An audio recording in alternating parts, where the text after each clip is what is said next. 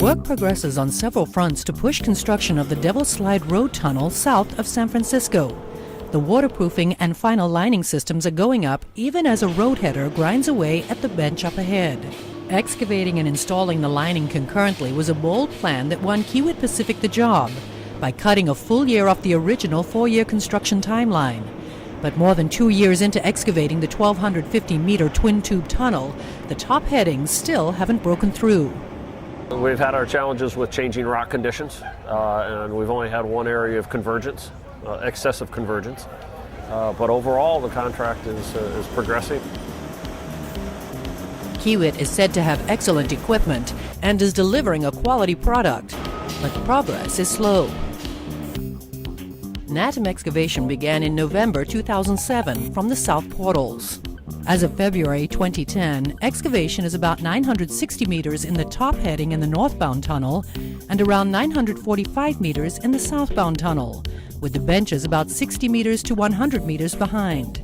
7 of the 10 cross passages have also been excavated. Right now we are still in the central block, which is a category 1 type rock, which is pretty good and solid rock.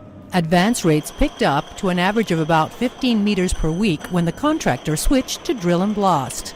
It's going pretty well. It took them a learning curve when we reached category 1, but now they do about 110 blast holes for each round with about 4 pounds of powder. The blast cycle is right now between 18 and 24 hours for one round. Could be better. In about 150 meters, or 3 months, excavation will reach the last 150-meter north block of the alignment and the most challenging ground conditions. Category 3 to Category 5 will need grouted pipe umbrellas and heavier pre-support. We will work with spiling and rock bolts there. At the north end, we do have the worst rock in the tunnel.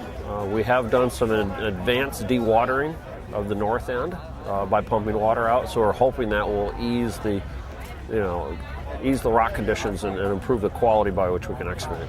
Meanwhile, work progresses on the final lining. About 300 meters of in-situ concrete has been cast in the northbound tunnel, and about 300 meters of the waterproofing system installed in the southbound tunnel.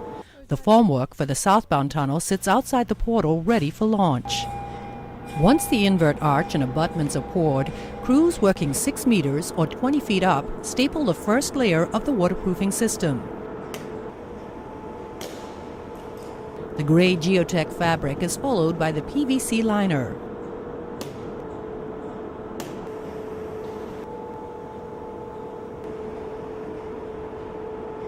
Due to the potential seismic activity, 2 layers of rebar come next. Crews finish the rebar and electrical conduit installation before the final lining formwork is moved into place for the next 12-meter pour. Currently, the rate is 1 pour every other day. With so much going on in the tunnels, the logistics are difficult. Construction traffic must enter and exit the southbound tunnel and cross into the northbound tunnel ahead of the final lining works via one of the cross passages. A load of rebar is delivered as muck haulers exit to dump muck on a dedicated disposal area on site. Gantries move forward to position crews for the next section of waterproofing.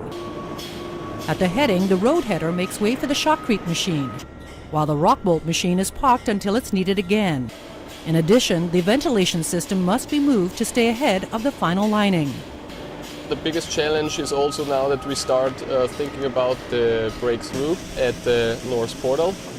They are working on the north cut and cover section with the hopes that we have that done and backfilled prior to breakthrough this fall. Working from the south portals only, another challenge will be keeping the excavation process well ahead of the final lining work in efforts to claw back lost time.